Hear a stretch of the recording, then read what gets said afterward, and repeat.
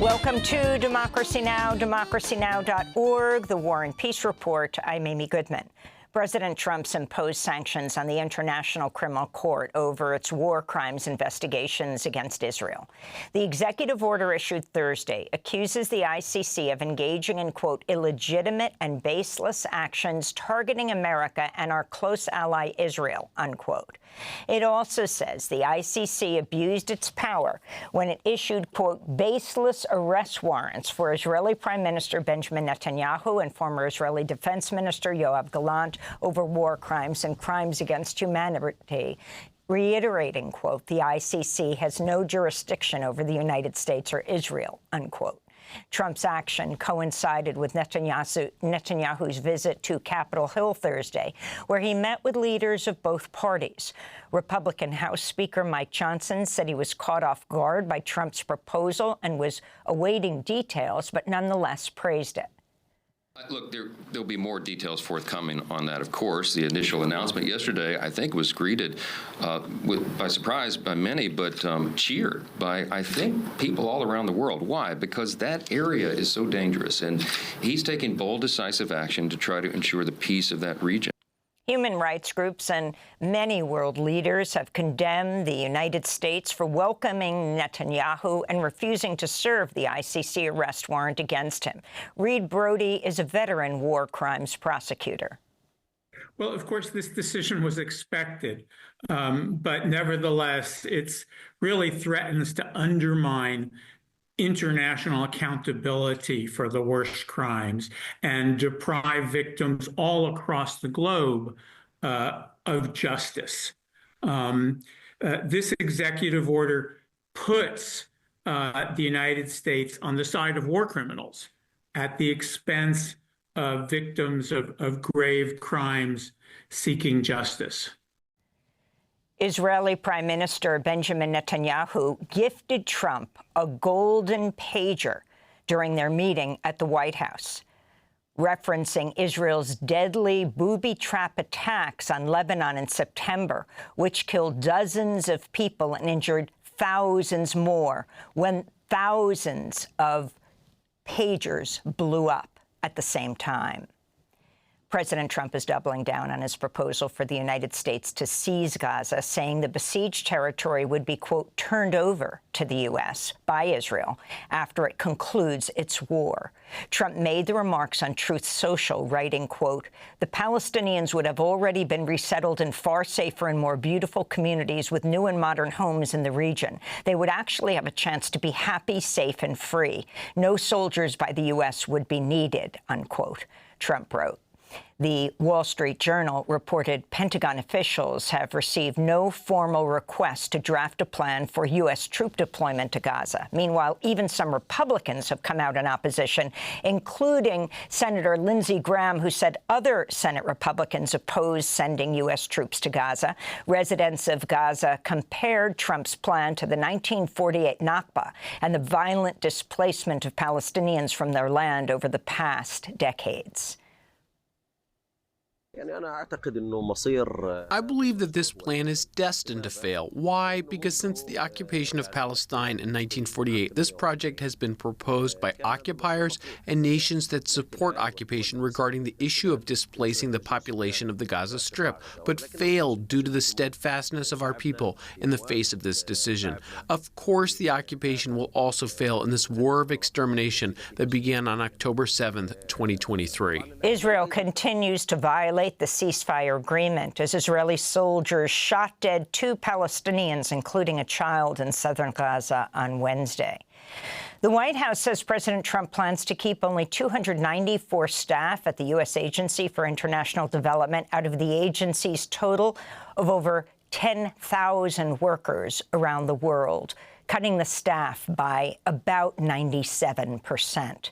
The remaining USAID workers would include just 12 in the Africa Bureau, 8 in the Asia Bureau. This comes after Trump earlier this week ordered nearly the entire USAID staff to be placed on administrative leave beginning today, and ordered thousands of personnel working overseas to return to the U.S. USAID distributed nearly $44 billion in aid during fiscal year 2023, about 3 of every 5 foreign assistance dollars worldwide. The Senate's voted 53 to 47 along party lines to confirm Russell Vought, head of the Office of Management and Budget. Vought is an architect of Project 2025, a radical playbook to seize executive power and to radically reshape federal agencies.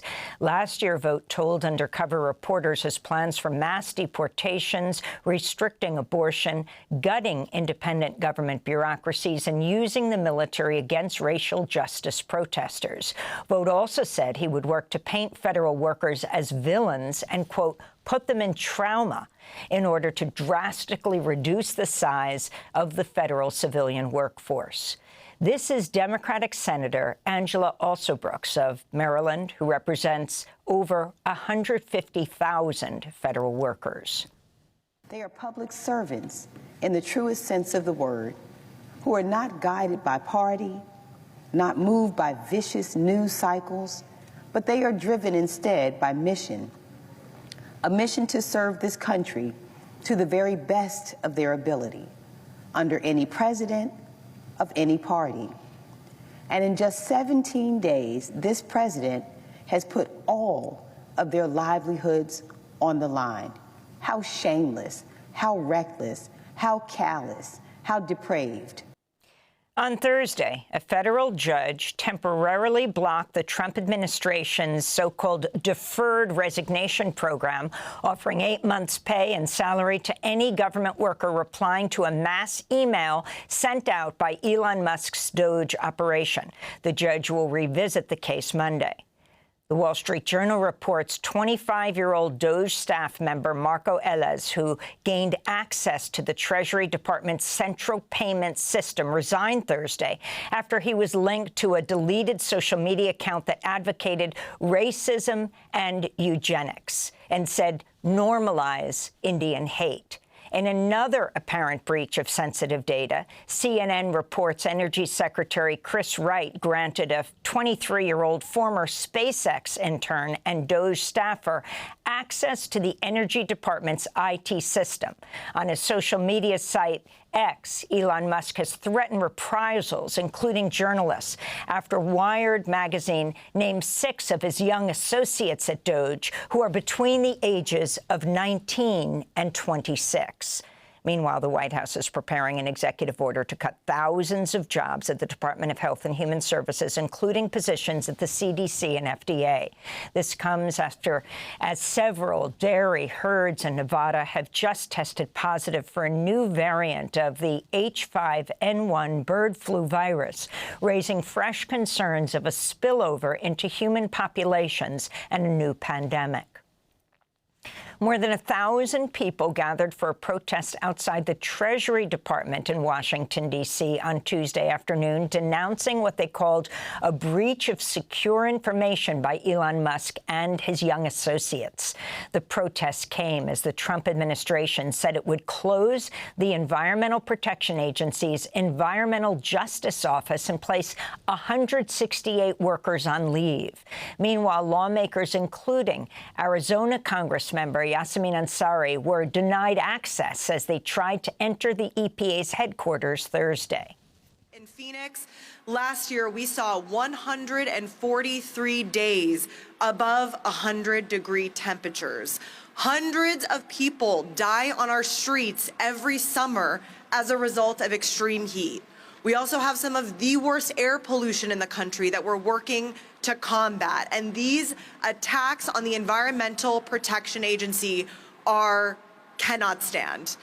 In more Trump cabinet news, the Senate voted 55 to 44 Wednesday to confirm Scott Turner as Department of Housing and Urban Development Secretary, despite concerns his FBI background check had not been completed.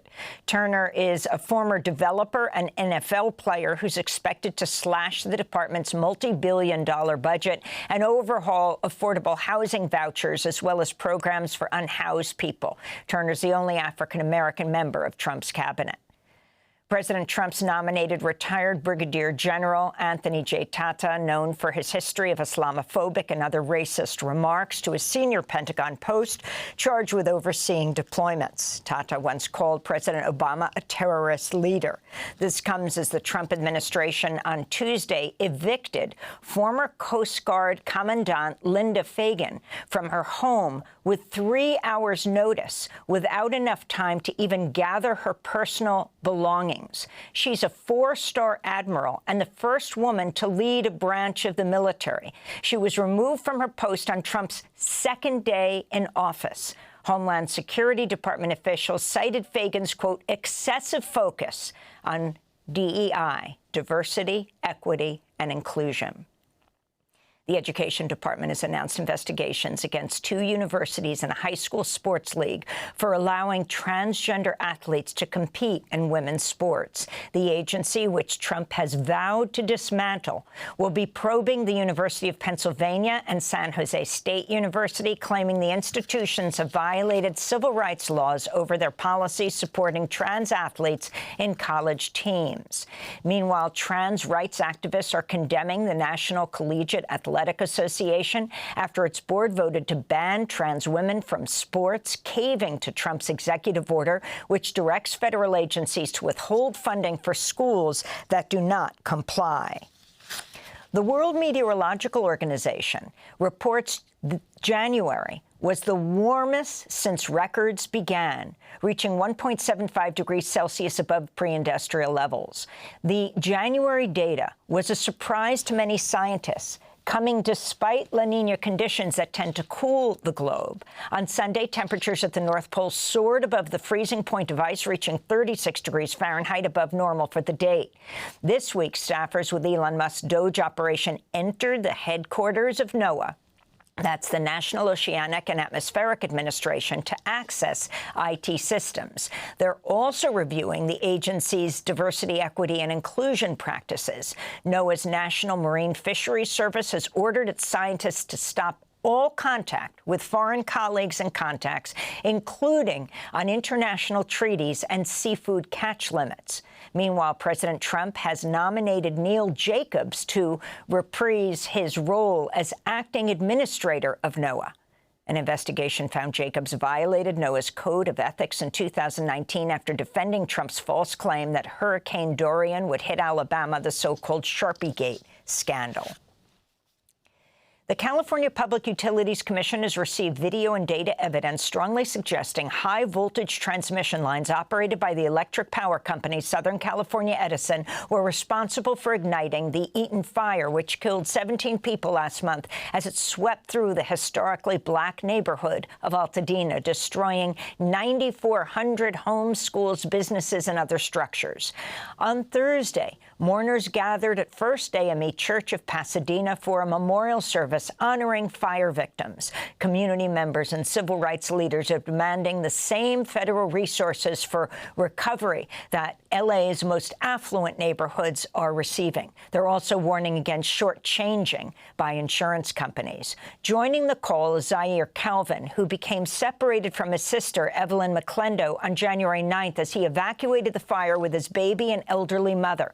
He returned to find his sister's remains in the rubble of her home. We want to be made whole. Black people always end up last. I'm just going to say it now. We always end up last. Can we just be first in line in this? This week, the insurance giant State Farm has asked California regulators to approve a rate hike that would see the average homeowner pay 22% more for their premiums.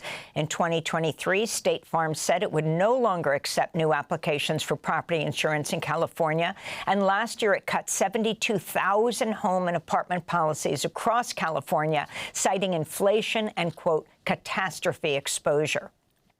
And in India, lawmakers held a protest outside the parliament Thursday, outraged by reports that some 100 Indian immigrants from the United States were kept in shackles during a 40-hour U.S. deportation flight back to India, including during bathroom breaks. This comes days before Indian Prime Minister Narendra Modi is expected to meet President Trump at the White House.